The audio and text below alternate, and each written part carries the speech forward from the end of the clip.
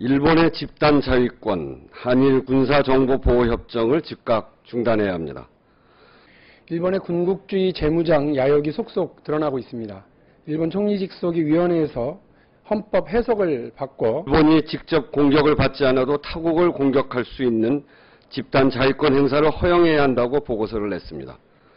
그간 2차 세계대전의 패전국이었던 일본은 헌법 9조에 전쟁을 포기하고 국가의 교정권을 인정치 않으며 군대를 보호하지 않는다고 정함으로써 일본 방위에 관계 있는 타국의 공격을 받았을 때도 집단적 자위권을 행사할 수 없다고 해석해왔습니다. 일본에 대한 직접 공격이 없더라도 동맹국 등 밀접한 관계에 있는 국가가 제3국으로부터 공격받을 당시 일본이 공격을 받는 것으로 간주해서 선제 공격을 할 수 있게 하겠다는 내용입니다. 필요에 따라 미국과 중국 혹은 미국과 북한과의 군사적 충돌 시 일본의 군사력이 직접 개입하겠다는 것으로 일본이 한국과의 군사교류 수위를 한 단계 높이는데 왜 이렇게 공을 들이는지 알 수 있는 대목입니다. 북한의 위험을 핑계로 일본이 한반도 유사시 직접 개입을 하겠다는 군사적 야욕을 뒷받침하기 위해 내부적으로는 집단 자위권 허용을 추진하고 외부적으로는 한국과의 군사협정을 추진했던 것입니다. 한 위원회의 보고서라고 해도 우리가 가벼이 보지 않는 이유는 그간 집단 자위권을 허용하자는 자민당의 끈질긴 요구에 부정적이었던 민주당 정권에서 이를 검토하기 때문입니다. 일본은 최근 원자력 기본법 개정을 통해 핵무장의 길을 열고 있으며 신군국주의의 부활을 꾀하고 있습니다. 특히 집단 자위권은 미국의 지원을 얻고 북핵을 빌미로 공격적 군사 작전의 길터기에 나선 것으로서 우리로서는 심히 우려되는 바가 큽니다.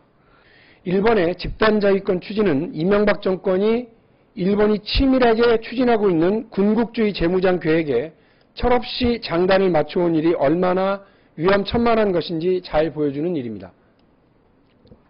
또한 핵무장과 집단 자위권 등 한 걸음 한 걸음 군사 대국으로 재무장의 길을 가고 있는 일본과 군사적 교류 협력의 폭을 넓히는 것은 일본 내 우익 정치 세력의 염원을 이명박 정부가 앞장서 풀어주고 있는 꼴입니다. 한일 군사정보협정 사건은 일본이 군사 재무장 야욕의 담을 넘으려는 순간 이명박 정권이 월담에 등을 대준 사건이자 한반도 군사 개입의 발판을 우리 정부가 대주를 했던 사건으로 규정될 수 있습니다. 그런 일본에게 우리 정부는 우리의 군사 정보를 일본에게 넘겨주는 한일 군사정보보호협정을 맺으려 했고 아직도 재추진하려고 하고 있으니 참으로 기가 막힐 노릇입니다. 한미일이 군사적으로 동맹을 강화하면 북중로의 군사동맹이 강화될 터이고 그렇게 되면 우리 한반도는 4대 강국의 군사적 신냉전 갈등 지역으로 변할 것이 분명합니다.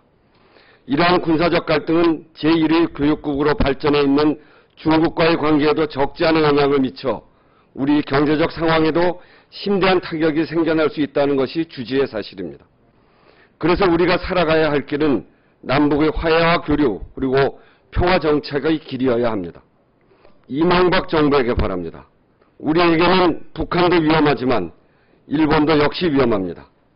북한을 견제하기 위해 일본을 끌어들이는 것은 우리 조선조 말에 외세를 끌어들여 우리나라를 망친 이완용의 길로 가는 것임을 엄중하게 경고합니다.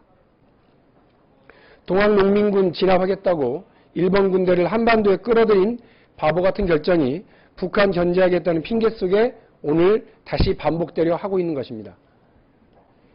일본의 핵무장과 독도 망원 등에 대해 정부의 강력한 대처를 요구해왔던 국민들과 야당의 입만 아프게 만든 정부의 태도를 강력히 비판합니다. 일본의 우경화 시도, 재무장 시도는 국제사회의 연대 속에 반드시 저지되어야 하며 우리 정부는 일본과의 군사정보 협정 등 군사교류를 즉각 중단해서 강력한 반대 의견을 전달해야 할 것입니다. 오늘로 일본의 한국과의 군사정보 협정의 의도가 더욱 분명히 드러나고 있습니다. 일본은 한국이 보유한 북한 관련 휴민트가 필요한 것도 있겠지만 2차 세계대전 최대 피해국인 한국이 일본과의 군사정보 협정 및 군수협정까지 맺었다는 사실을 바탕으로 일본의 군사적 행동 반경 확대 움직임에 대한 국제사회 견제 의견을 무마하는 좋은 소재로 활용하려 했을 것입니다. 이런 일본의 의도를 꿰뚫지 못하고 국익에는 맞는데 절차에만 문제가 있었을 뿐이기 때문에 재추진하겠다는 새누리당도 안보 무능 집단임을 드러냈습니다. 김태호 전 비서관 한 명으로 책임있는 꼬리 자르기를 시도해서는 안 됩니다. 민주당이 요구한 대로 16일까지 대통령의 사과, 총리의 해임, 관련 장관에 대한 문책을 반드시 해야 할 것입니다. 한일 군사보호협정에서 완전히 손을 뗄 것을 다시 한번 촉구합니다.